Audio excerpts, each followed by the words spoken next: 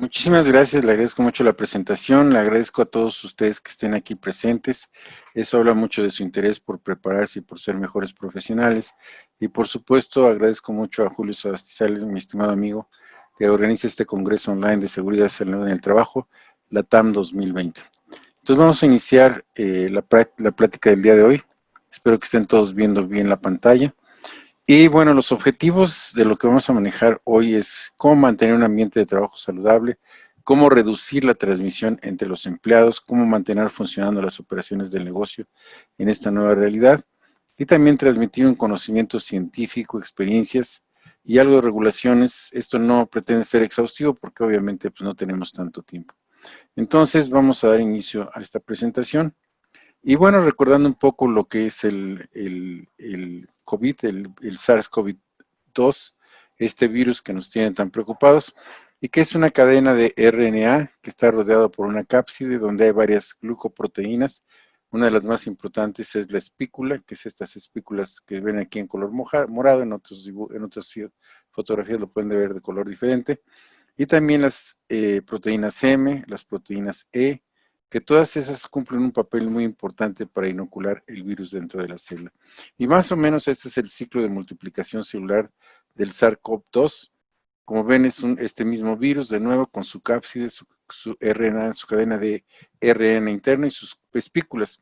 Estas espículas lo que hacen es quedarse unidas con estos receptores que están sobre las células, sobre los neumocitos, que se llaman receptores AC2, y también las vías respiratorias superiores. Ellas, a través de esa unión, se mantienen unidos a la célula para después introducir su material genético e introducirse dentro de la célula.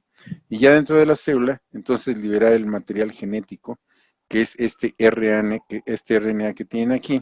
Dentro se sale y va a ir a diversas partes de las células, entre ellas a los ribosomas, donde va a replicar algunas de las proteínas de las que se compone, va a ir también a formar las poliproteínas, va a ir al aparato de Golgi, va a realizar diferentes transcripciones de ese RNA para formar todas las mismas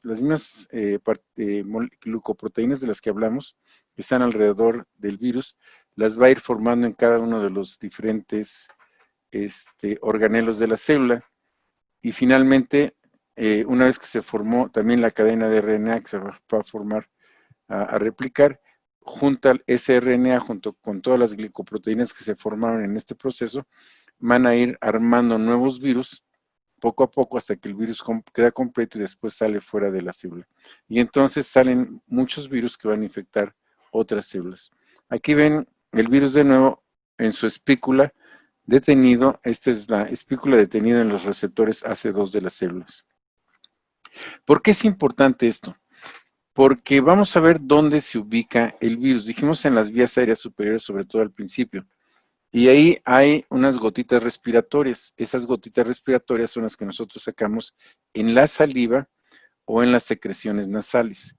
Esas gotitas respiratorias que sacamos por la saliva o por las secreciones nasales son las que con más frecuencia, altísima frecuencia, transmiten el COVID-2, el SARS-CoV-2. Y en segundo lugar, importante también, pero en segundo lugar, más o menos hay 10 veces menos cantidad de virus que salen y que se ponen en las superficies y que tienen una duración variable de que puede ser de horas a días. Y ese virus ya puede permanecer sobre las diferentes superficies. Son las dos principales vías de exposición. Desde luego, no, de los aerosoles no hay, se decía al principio que no formaban aerosoles, ahora se sabe que forman aerosoles, pero solamente cuando están en lugares muy cerrados, con poca ventilación y con muchas personas.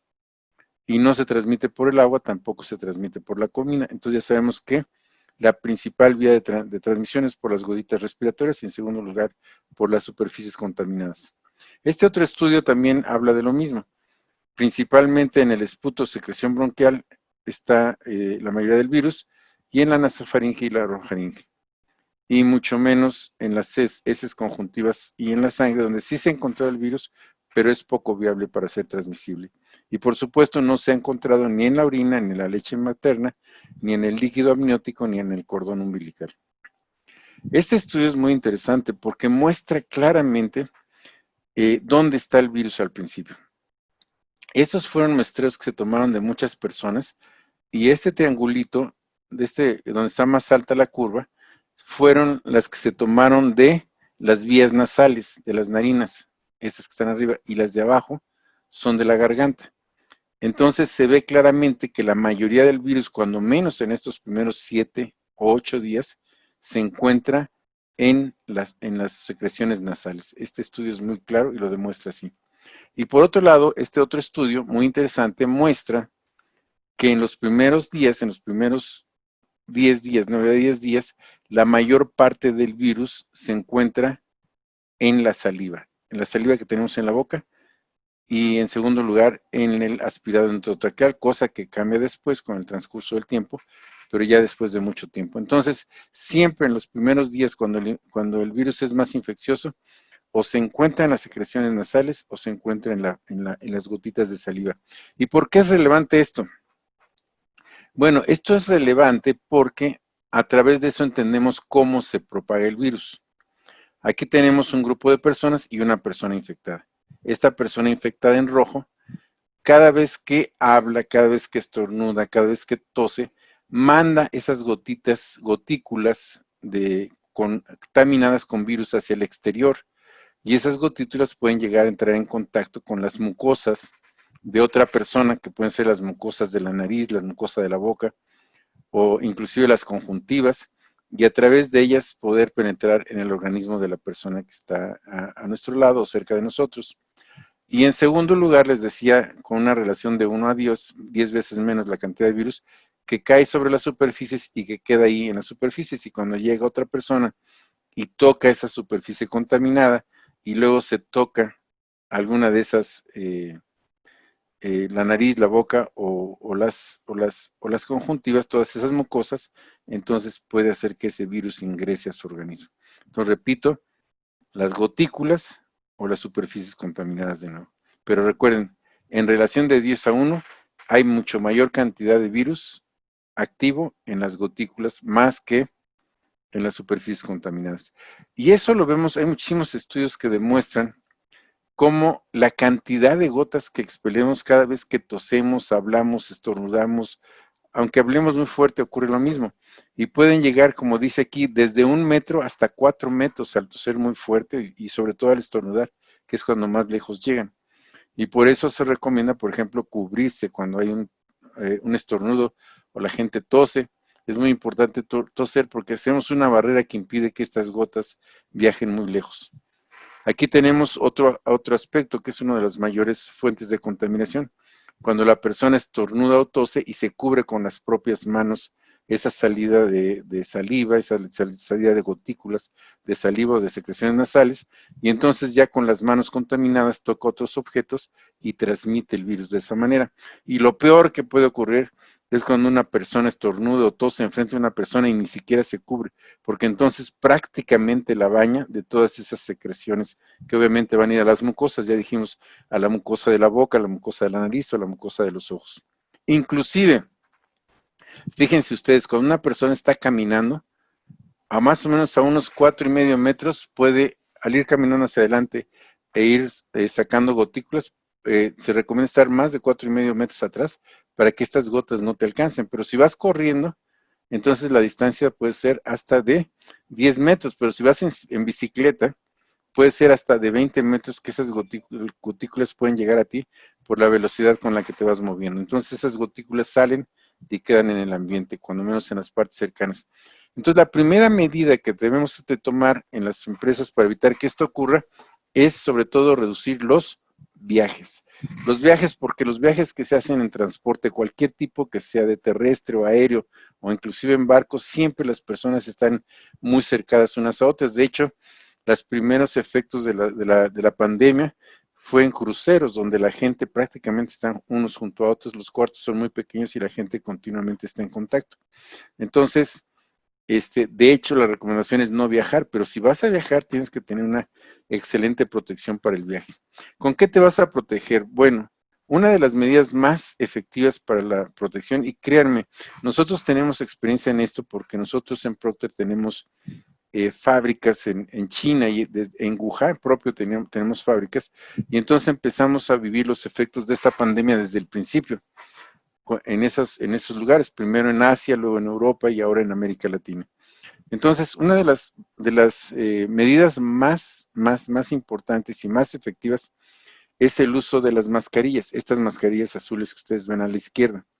Las mascarillas realmente no les protegen de respirar de alguna contaminación de gotículas, etcétera, pero lo que sí ocurre es que son una barrera para que si ustedes estornudan, si ustedes tosen, si ustedes hablan muy fuerte, esas gotitas que expelen, que ya las vimos en las fotografías anteriores, no salgan y contaminen a los demás, se queden allá adentro contenidas.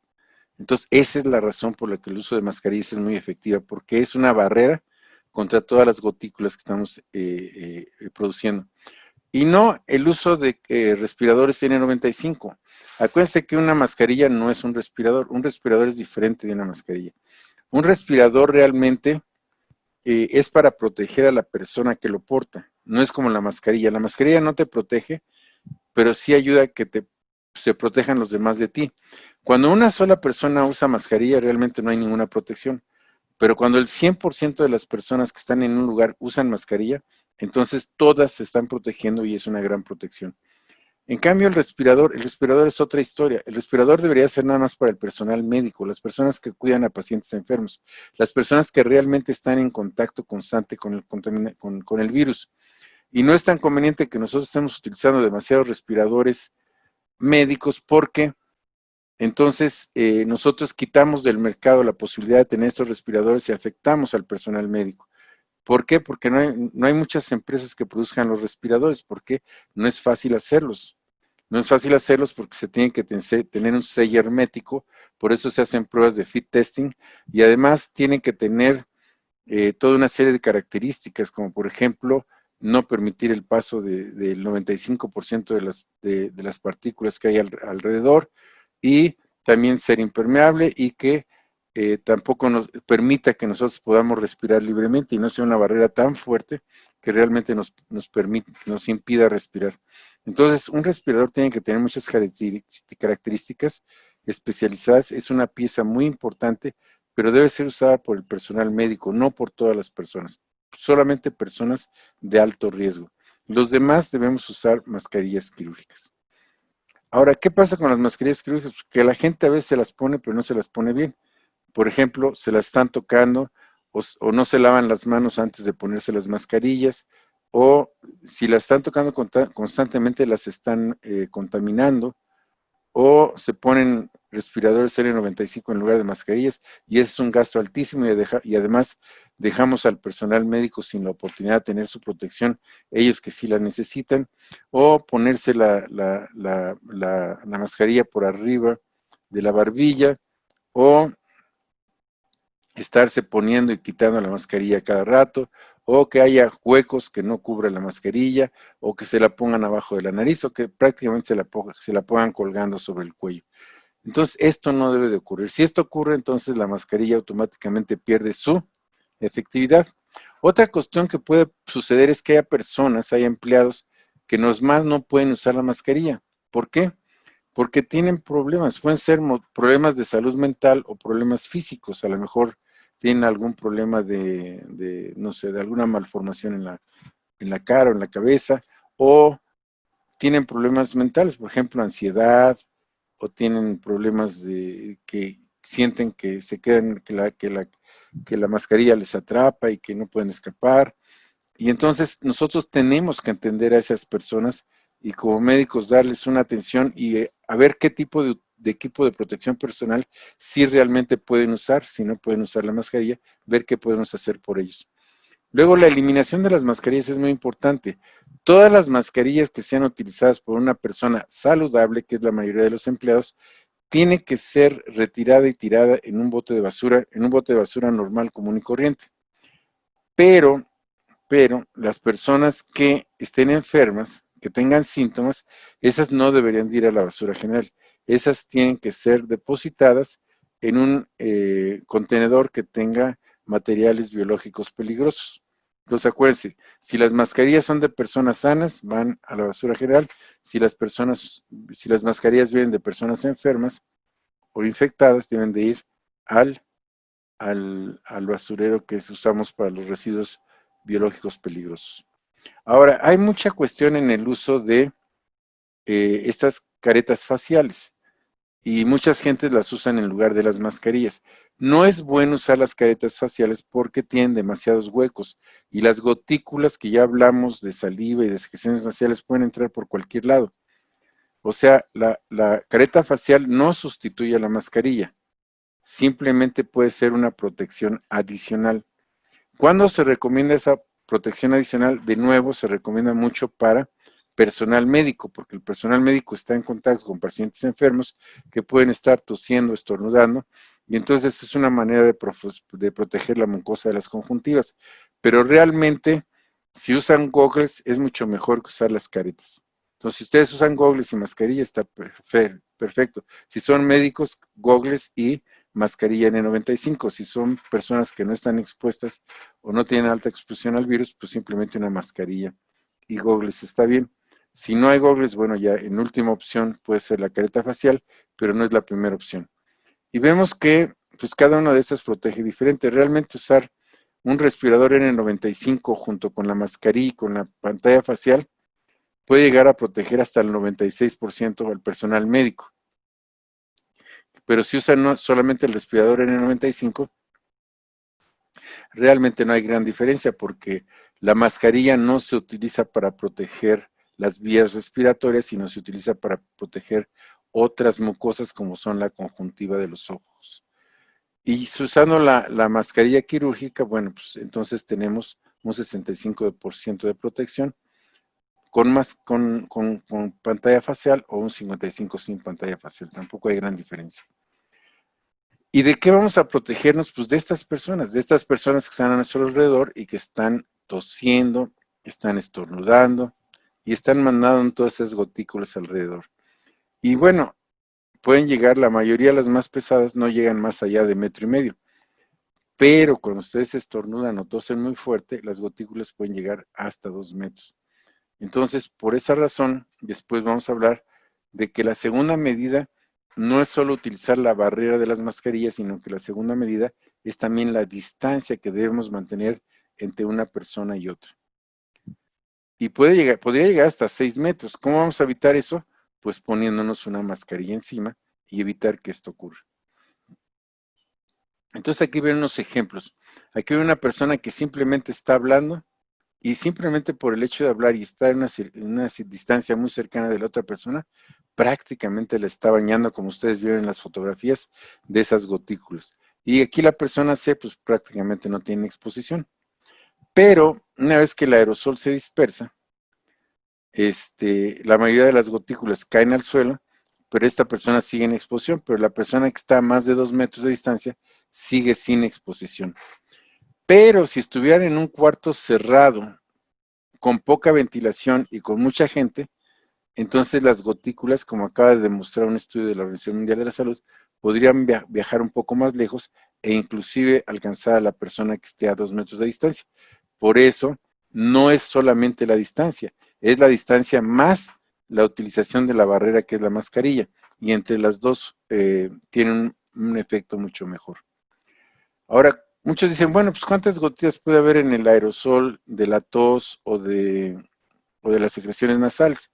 Bueno, hay estudios que demuestran que pueden desde 400 mínimo, pero máximo hasta 500,000 de gotículas que salen al ambiente simplemente con estar hablando, estar estornudando o estar tosiendo. Y el diámetro medio de esas gotitas es de 10 micras. Acuérdense que de 10 micras para abajo son los materiales que nosotros podemos respirar.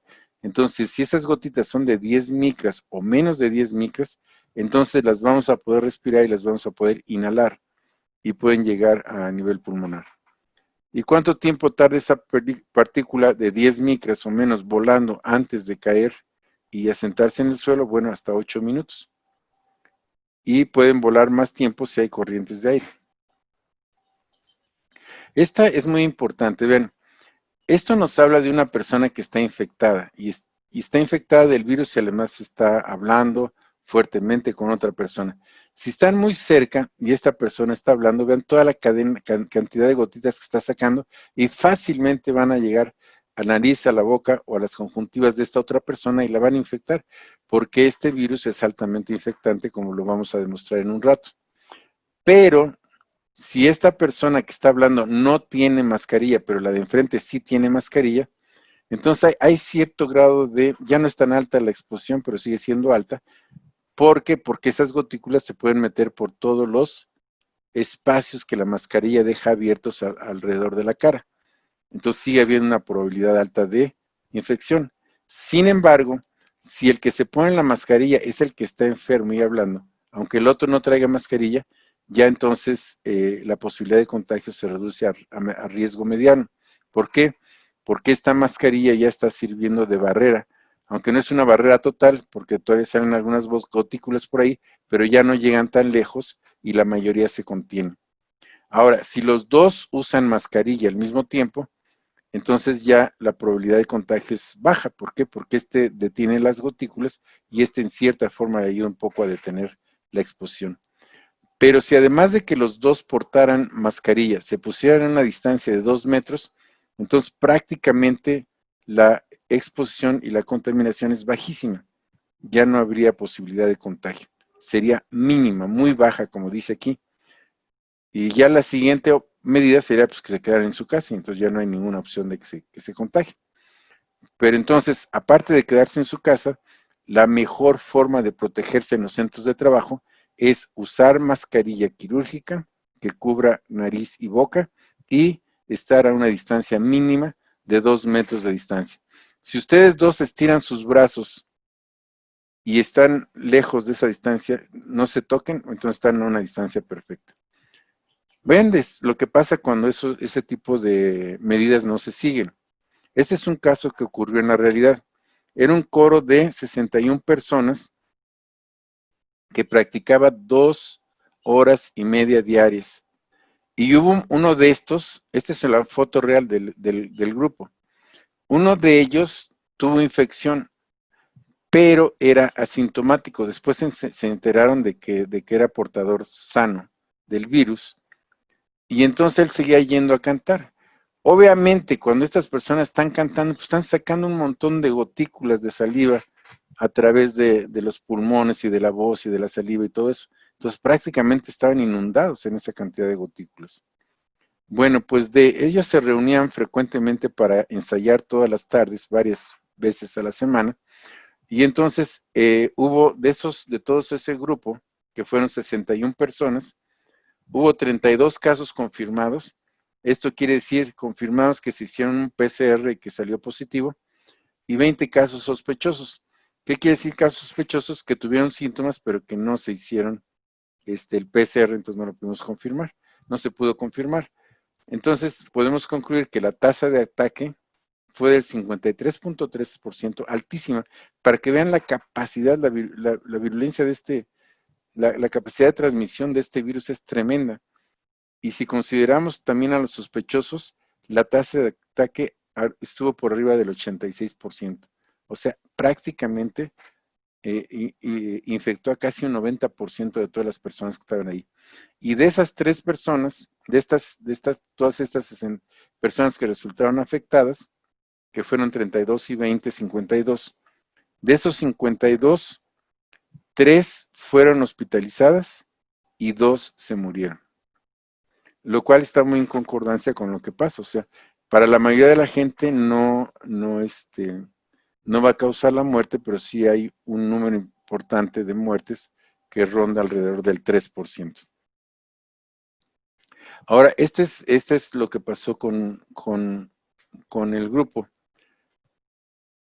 Esta es la persona roja que está aquí abajo, es la persona que está infectada, y vea, él logró infectar a todas estas amarillas, y solamente hubo pocas personas, que son las blancas, que no se infectaron.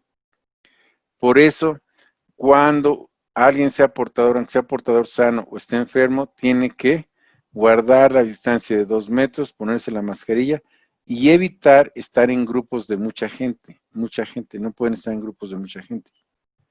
Este es otro ejemplo que nos habla muy bien de cuando sí se siguen las reglas. Estas fueron dos estilistas de esas personas que cuidan el cabello, cortan el cabello y lo arreglan. Y las dos estaban enfermas de COVID-19.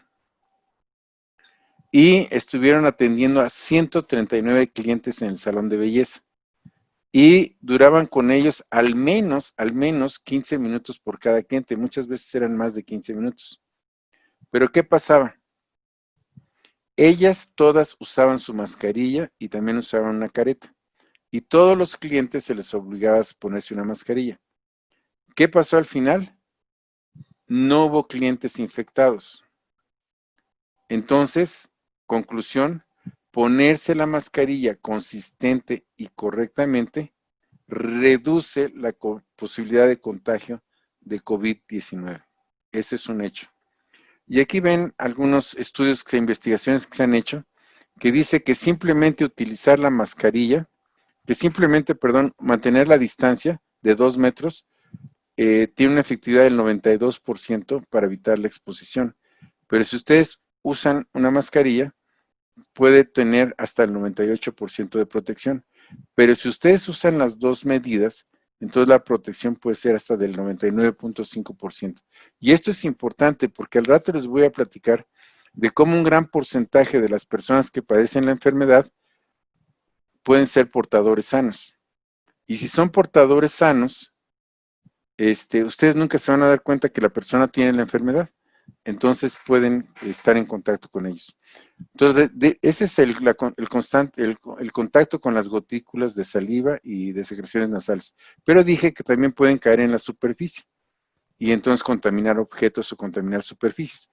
Por eso no hay que compartir los objetos de uso personal y lavarse continuamente las manos. Es increíble el efecto que lavarse las manos tiene, simplemente con lavarse las manos. ¿Por qué?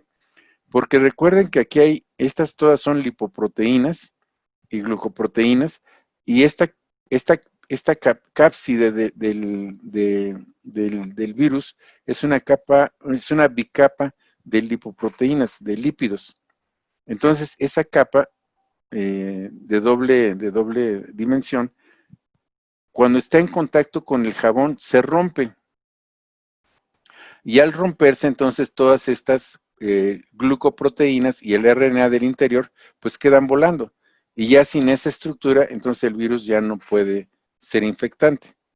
Entonces, si ustedes echan el jabón, destruyen la cápside del virus, que es una doble capa de grasas y entonces de lípidos, y entonces cuando cae el chorro de agua encima de las manos, una vez que con el jabón rompieron la capa, todas esas partes del virus que quedan sueltas, con simplemente el arrastre mecánico del agua se van y sus manos quedan totalmente libres de virus.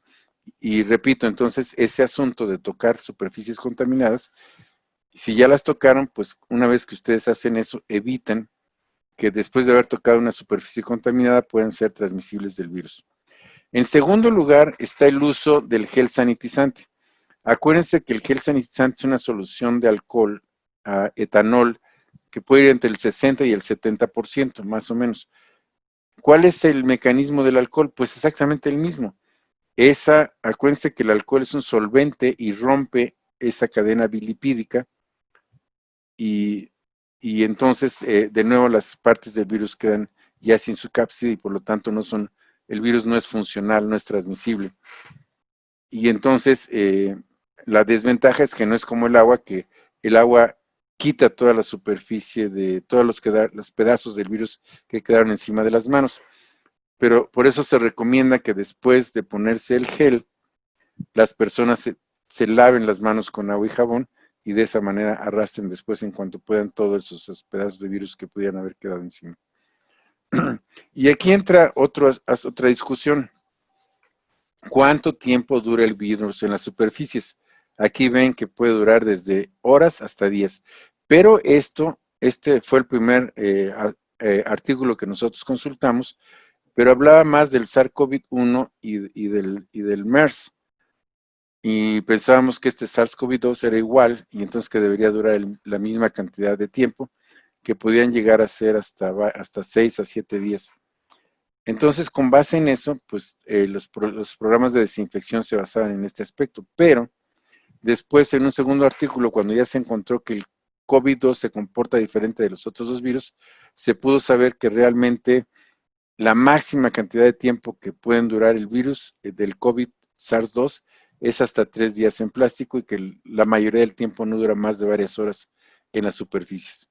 Entonces, con base en ese conocimiento, ustedes deben de programar sus desinfecciones, que ahorita vamos a platicar más de ello en los centros de trabajo. Entonces, vemos que el virus casi no forma aerosoles, cae por gravedad la mayoría del tiempo, y los que quedan en la superficie, antes de caer al piso, bueno, esos son de los que nos debemos de proteger, porque puede durar varias horas ahí. Bien, esta investigación que se hizo en Japón es un estudio muy interesante, donde se ve que las personas que están trabajando constantemente están sacando gotitas de saliva y de secreciones nasales. Y para demostrar esto se hizo este estudio. Esta era una oficina pequeña donde llegó esta persona que lo vamos a comparar con una persona infectada. Vamos a suponer que él es una persona infectada y en las manos trae este tipo de spray que va poniendo en los lugares donde pasa, como si estuviera aplanando y mandar esas gotitas alrededor de los lugares por los que estuvo estornudando, tosiendo o hablando. Y esas gotitas quedaron ahí. Todas las personas siguieron trabajando de manera normal, algunos haciendo llamadas telefónicas, otros teniendo reuniones de trabajo, etcétera. Pero las superficies ya habían quedado con esta superficie, con este material que tenía un color especial para verse inclusive en la oscuridad. Por ejemplo, aquí ven una manija que está toda contaminada y un teléfono que también está contaminado. Y las personas pues no solamente tocan objetos, también se tocan la cara. Entonces, ¿qué pasó una hora después de que esto aconteció? Pues que todos después de haber estado tocando las mesas, los teléfonos, los escritorios, las computadoras, los tableros de las computadoras, el mouse, todo eso, cuando apagaron la luz y pusieron la luz fluorescente, vieron que tenían todas las manos contaminadas.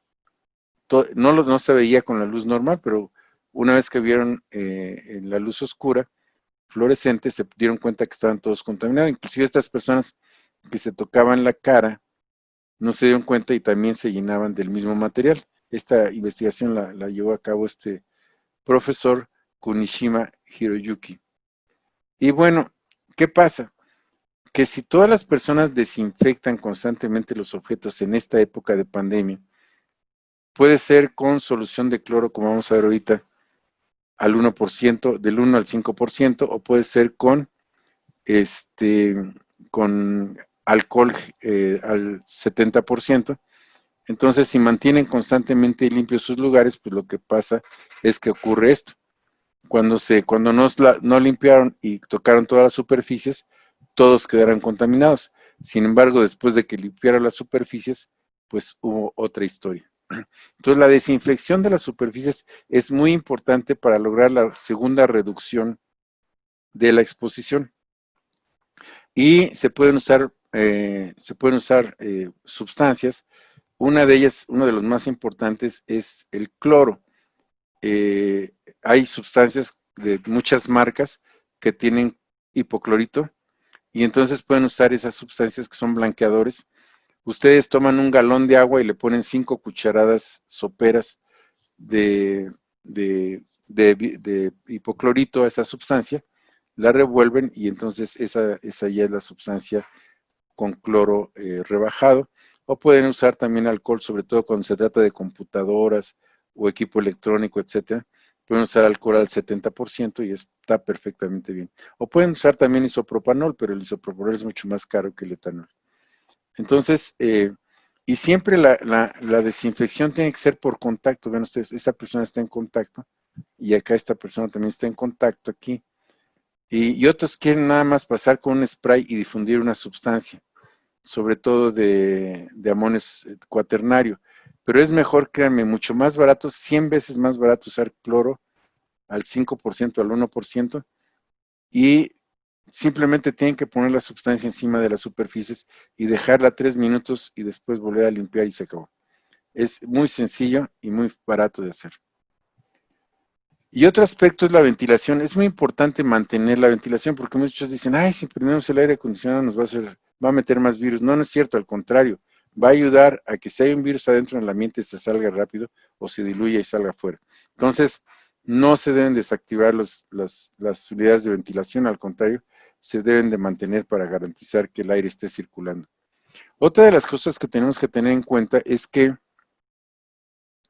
el SARS-CoV-2 resulta que no es tan grave, tan mortal como los otros dos virus precedentes de la misma familia del coronavirus, que fue el SARS-CoV-1 y el MERS, que es el Middle East Respiratory Syndrome, que apareció en la península arábica.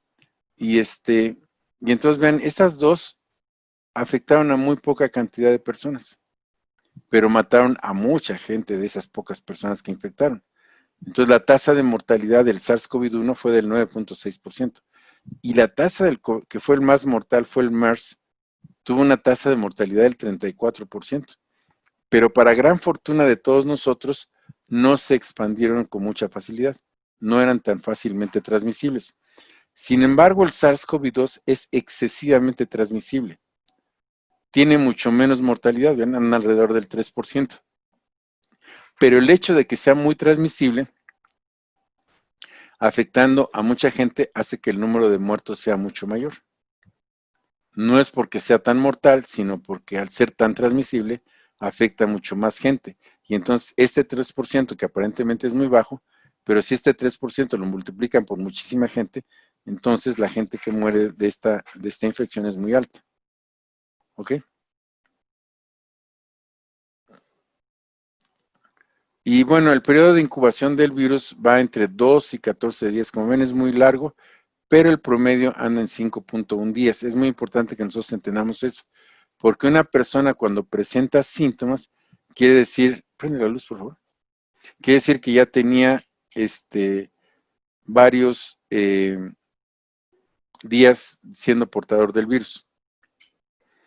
Hay muchas investigaciones que demuestran cuáles son los principales síntomas del virus. Por ejemplo, fiebre, tos, dificultades para respirar y dolores musculares. Este otro estudio también encuentra lo mismo. ¿Por qué es tan importante que nosotros sepamos esto?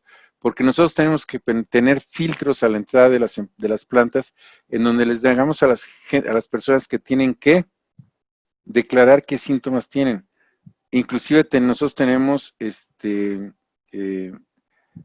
mediciones de temperatura por screening, o sea, de lejos con pantallas que de lejos te toman la temperatura y te dicen tiene tanto. Y entonces no dejar entrar a personas ni que tengan fiebre ni que tengan síntomas, es muy importante.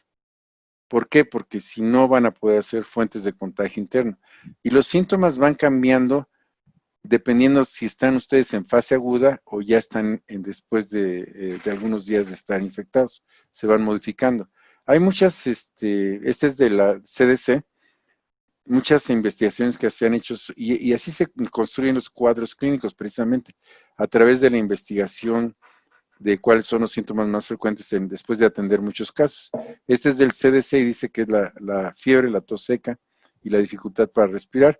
Y esta otra investigación compara cómo se comporta el SARS-CoV-2 con otras enfermedades como el catarro común o la fiebre de Hay, que es por problemas alérgicos. Y otra de las cosas que pasa con el virus es que sigue dos vías. Ustedes ya les dije que se une a los receptores AC2 a nivel del epitelio pulmonar, pero fíjense que han visto que hay muchas personas con diarrea, y es que el SARS-CoV-2, como lo tenemos en la nariz y en la saliva, es frecuente que lo estemos deglutiendo continuamente. Y resulta que a nivel de los intestinos, del epitelio de los intestinos, también se han encontrado esos receptores AC2, y entonces el virus puede llegar ahí y pegarse y provocar esos procesos diarreicos. Pero lo peor es que tiene un efecto vascular trombótico, y esa es una de las cosas que no se conocían muy bien al principio y que ha sido la causa de que mucha gente muera, sobre todo las que tienen una carga viral muy alta y que enferman muchísimo y su respuesta inflamatoria también es muy alta, y entonces mueren por problemas vasculares que vamos a ver un poco más adelante. Y bueno, por supuesto, los hallazgos del ataque, pero acuérdense que esa imagen del vidrio despulido que ustedes ven en todos estos casos que fueron presentados, y eso hay que tener cuidado con eso, porque esto ya es cuando una persona realmente tiene una neumonía, porque muchas personas decían, bueno, vamos a hacer una especie de screening con ¿cómo se llama? Con tags para ver si la persona tiene o no tiene. No, eso no es así. Lo mejor es hacer un PCR simplemente y es suficiente. Y acuérdense porque ese se une a los receptores AC2. Otro efecto muy importante y que ocurre sobre todo en personas que están muy sanas con una excelente respuesta inmune, es increíble, pero una persona con una excelente respuesta inmune también puede tener un daño importante. ¿Por qué?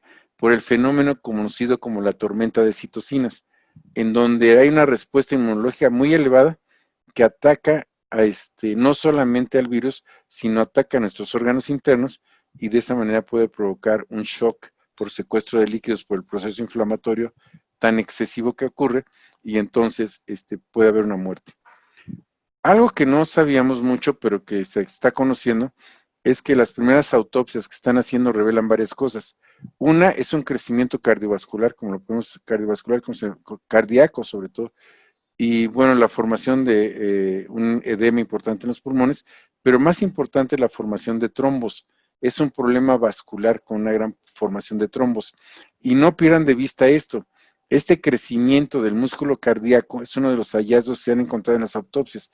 En uno de los primeros pacientes que yo tuve de un trabajador que desafortunadamente fue a dar a un hospital de la Seguridad Social, antes de llegar a ese hospital le habían tomado una placa de rayos X donde había algunos hallazgos en la base pulmonar izquierda, pero también encontraron cardiomegalia y el radiólogo dijo, bueno, pues probablemente es cardiomegalia relativa a hipertensión, y no es cierto, es una de las consecuencias de la infección por SARS-CoV-2, y, y esa persona ni siquiera era hipertensa.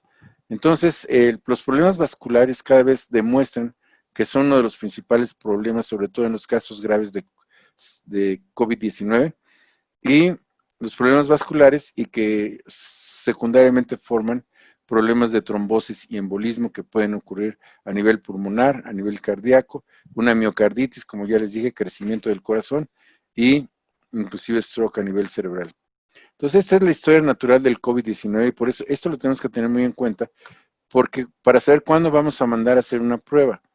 Si nosotros tenemos este periodo de incubación que está aquí más o menos entre 1 y 5 días, como les comenté hace rato, ahí casi, si mandamos a hacer un PCR, pues va a salir negativo o un falso negativo, y ya solamente hasta como por el día 4 o 5 empieza a ser positivo, cuando ya pasa el periodo de incubación y entramos al inicio de síntomas. Entonces es cuando el PCR es negativo, que es cuando nosotros debemos mandar a la gente a hacer una prueba de PCR. De nada nos sirve hacer anticuerpos, porque los anticuerpos aparecen mucho tiempo después. La prueba de oro para descubrir a las gentes en forma temprana y saber quién es infectivo en ese momento o tiene una enfermedad transmisible es el PCR. Y bueno, aquí estamos entonces en el periodo asintomático. Acuérdense, 35 a 45 de las personas no pasan de ese periodo, se mantienen asintomáticos todo el tiempo y no pasa nada. Entre los leves también está un 30 a 35% que sufren algunos síntomas leves y se termina. Y también aquí ya empieza algunos datos de hipercoagulidad, como ya les decía, la formación de trombos, etcétera, que es cuando ya entran después a la etapa francamente trombofílica y autoinmune, ya es un caso severo que requiere hospitalización, y después pasa a la etapa de estar severo, donde ya hay toda una serie de aspectos de inflamación, problemas vasculares, etcétera, donde hay una hipoxia y la persona probablemente tenga que ser intubada y es donde las comorbilidades juegan un papel muy importante. Aquí ya empiezan a ver ya también la respuesta de anticuerpos. Entonces, tiene muchos efectos, no solamente a nivel pulmonar, a nivel neurológico, a nivel renal, a nivel hepático, gastrointestinal, por supuesto el tromboembolismo que ya platicamos, a nivel cardíaco por esa cardiomegalia, etcétera, a nivel endocrino y a nivel dermatológico. Tiene muchos efectos. Ese es otro aspecto de la historia natural de la enfermedad. Acuérdense, más o menos 30, un poco más de De las personas, una tercera parte no tiene síntomas, nunca los va a presentar. Otro 55% va a ser síntomas leves a moderados. Y solamente un 10% va a requerir hospitalización sin necesitar terapia intensiva o intubación. Y un 5% va a requerir terapia intensiva, ventilación, intubación. Y ahí la mortalidad es altísima. Este es más o menos lo mismo, como el 81% de las gentes son leves, como el 14% severas y como el 5% críticos. Esta es la misma información, pero aquí hay un añadido que dice que las personas que tuvieron sintomatología es porque tenían también comorbilidades, porque tenían inmunocompromiso o comorbilidades de otro tipo. Y esto nos lleva a la identificación de los vulnerables, que en muchos países se está protegiendo también. En términos de severidad de los casos, ya personas de 50 años más del sexo masculino con tabaquismo y con comorbilidades tienen enfermedades más severas, y los que se mueren más son los que tienen más de 60 años, sexo masculino también y otras comorbilidades. Y también juegan un aspecto pacientes de que no tienen atención, aún buena atención médica. Sí hemos tenido algunos casos donde las personas van a un hospital que está contaminado, donde no hay buena atención médica, no tienen los insumos, etcétera. Pero sí se ha visto que hay una relación con la mortalidad y la edad. A mayor edad, mayor mortalidad. Hay muchos estudios que así lo demuestran. La tasa de letalidad es más alta a medida que la edad es mayor, y hay cuestiones que lo justifican. Esta es una de las hipótesis que dice que el problema inflamatorio que ocurre después de esas personas de edad que tienen exposición al virus, se desarrolla un proceso inflamatorio activo fuerte y que llega inclusive a nivel vascular, porque inflamación de las células endoteliales, y también empiezan a formar estas estructuras sobre la superficie de las células pulmonares que los identifican las células, los killers, que son las células T de respuesta inflamatoria, que van y matan, pero no solamente, como ya están estas estructuras encima, matan a los propios células del epitelio respiratorio. Y otra cosa que se ha demostrado ya perfectamente es que a mayor edad la carga viral es mayor. ¿Por qué razón? Quién sabe, pero hay mayor cantidad de virus a mayor edad. Esta es una pregunta que me hizo un día, porque las personas de repente ya empiezan, ya todo el mundo se siente médico en las empresas y todo el mundo da opiniones. Entonces un día que estaban hablando de vulnerables, el vicepresidente de ahí de la empresa dijo, pues es que debemos de proteger, los vulnerables empiezan desde los 45 años de edad, porque miren el número de casos. Y los de más de 80, esos no son tan vulnerables realmente, porque hay muy pocos casos. O sea, sí piensan, su pensamiento es muy lineal, y esa es la gráfica de esta misma tabla. Entonces me preguntaron a mí, oye, ¿es cierto que los que son mucho más susceptibles, estos de 44 y 50 y tantos años, que los de 80? Entonces les dije, bueno, es que eso no se resuelve así. Tenemos que calcular la tasa de mortalidad por cada rango de edad, y vamos a hacer un odds ratio para calcular, vamos a comparar la tasa, ahora sí la tasa de mortalidad, que es el número de muertos entre el número de casos positivos en los diferentes rangos de edad, y lo vamos a comparar contra los menos de 21 años en esa odds ratio, y vamos a ir comparando estos resultados contra los de menos de 20 años, y vemos cómo se comporta. Entonces vemos que los de 20 a 29 son muy parecidos, no hubo una diferencia significativa, pero ya a partir de 30 empieza a haber una diferencia significativa con los de menos de 20 años.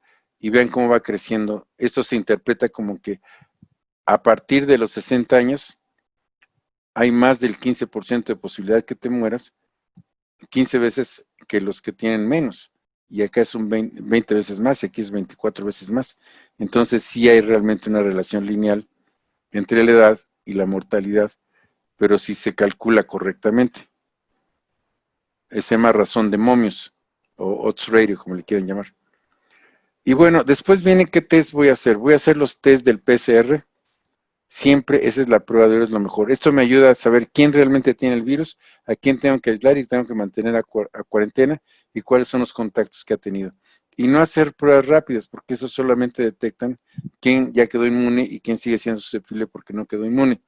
Esta tabla me gusta mucho porque demuestra que la prueba de oro es la PCR, es el gold standard.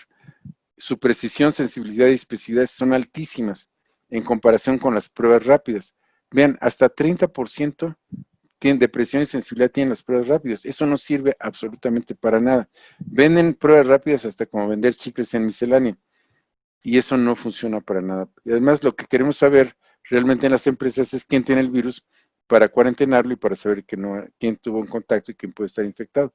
Y no las pruebas de anticuerpos que aparecen los anticuerpos mucho tiempo después. Entonces, para hacer las pruebas de detección de PCR, este es lo que se hace. Se utiliza este hisopado, que le llaman, donde tú tomas con estos hisopos, precisamente pruebas a través de la nariz hasta llegar a la orofaringe, o a través de la boca hasta llegar a la orofaringe, tomas 2 muestras, las pones en un contenedor que está aquí, y después las llevas a preparación de la muestra, que lo que hace es extraer el virus de ese líquido que está ahí contenido, lo extrae y luego pasan al PCR. En el PCR es donde realmente ya se va, el RNA se convierte en DNA y luego se replica millones de veces y luego se vuelve a separar, y ya esas muestras de RNA son las que pasan después a compararse con un software donde se ve que tenga los ácidos nucleicos correctos, la cadena nuclear del RNA de ese virus, y entonces ya se dice que sí hay presencia de ese virus. Ahora, de tomar el hisopado, lo mejor es tomar la muestra tanto orofaringea como nasofaringea, porque juntas tienen mucho más sensibilidad que cada una por separado, y se están muy cerca de cuando se hace un lavado nasofaringeo, que ya es más complicado. Entonces es muy bueno tomarlo así. Ahora, estas pruebas lo que permiten es, bueno, esto no se les voy a hablar, son algunas de pruebas diagnósticas rápidas de ácidos nucleicos, pero realmente no han sido muy exitosas y ha habido muchas quejas de su utilización. Son pruebas que se hacen en 10 minutos, pero que buscan solamente parte de los ácidos nucleicos. Y estas pruebas rápidas que se hacen como pruebas de embarazo, realmente aquí ven cómo funcionan. Te hago una muestrita de sangre, la pones aquí. Entonces los anticuerpos se pegan con una sustancia, luego pasan al antígeno y de ahí se muestran que sí tienen el, el virus. Pero realmente cuando se empezaron a usar en Europa, por ejemplo en Inglaterra ordenaron muchas pruebas de China, pero no fueron sensitivas para detectar los anticuerpos. Solamente en los que estaban muy enfermos, los que estaban ya en terapia intensiva. Entonces, ¿eso para qué? En España compraron pero muchísimas pruebas, y fue un fiasco porque encontraron que el 30% tenían 30% de exactitud, a diferencia del 80% que ofrecían las pruebas, y regresaron las pruebas tanto a Corea como a China. Y en Italia también estuvieron autoridades validando los test, encontraron que eran muy válidos, y la Organización Mundial de la Salud hace mucho énfasis en tener cuidado en la utilización de este tipo de pruebas. Por favor, eso no lo usen. Si quieren hacer pruebas de anticuerpos, hagan pruebas serológicas de ELISA, pero no pruebas rápidas. No sirven absolutamente para nada. Y las venden como si fuera la gran panacea. Muchas hasta hacen esquemas masivos de medición en las empresas. Entonces, recuérdense que hay un periodo de incubación, y cuando ya empiezan a aparecer los síntomas, es cuando realmente aparece el virus. Ya que aparece el virus, entonces el anticuerpo de respuesta rápida, que es la IgM, empieza a crecer, pero la IgG, que es la de respuesta lenta, o la que va a tener la memoria inmunológica, empieza hasta el 7.º día, y realmente se encuentra ya hasta el día 14, ya cuando la persona prácticamente ya no tiene la enfermedad. Nada más va a quedar la memoria inmunológica, entonces no es muy útil hacer pruebas de anticuerpos. Bueno, esta la acabamos de ver. Y entonces aquí vemos, al principio, sobre todo, es la respuesta del PCR la que importa, y ya los anticuerpos aparecen, pero mucho tiempo después. Entonces depende qué quiero saber, si hago una prueba serológica de ELISA o hago un PCR. Si quiero saber si una persona tiene virus, hago PCR. Si quiero saber si tiene anticuerpos, hago el otro. Y aquí ven cómo una vez que empiezan a aparecer los anticuerpos, pues la carga viral empieza a disminuir.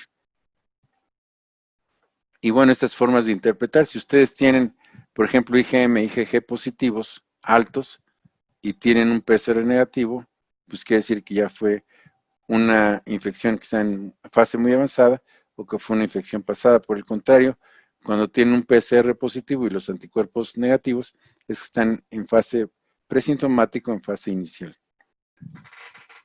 Otra cosa que deben tener cuidado es esto, que el virus también está cambiando y algunas veces mutando, y aquí lo que cambiaron fueron las espículas. Estas espículas que eran consideradas D614, que fue el virus cuando estaba en Asia, cuando llegó a Europa, empezó a tener un cambio y ahora las espículas son G614, muy parecidas, pero sí tienen diferencias. Y este virus que entró a Europa fue mucho más transmisible, o se pegó más a las espículas, a las vías respiratorias que el previo de Asia. Y esto también, vean, es muy importante. Este fue un laboratorio realmente. Este crucero que estuvo en el puerto de Yokohama de Diamond Princess mucho tiempo. Ahí hubo 712 confirmados de 3.700 personas que estaban en el crucero.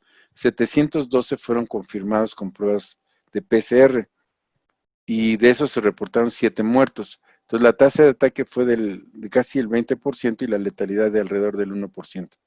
Pero lo más importante es que de todos esos 3.000 y tantos pasajeros, de los que fueron positivos, que fueron 712 casos confirmados, el 46.5% eran asintomáticos.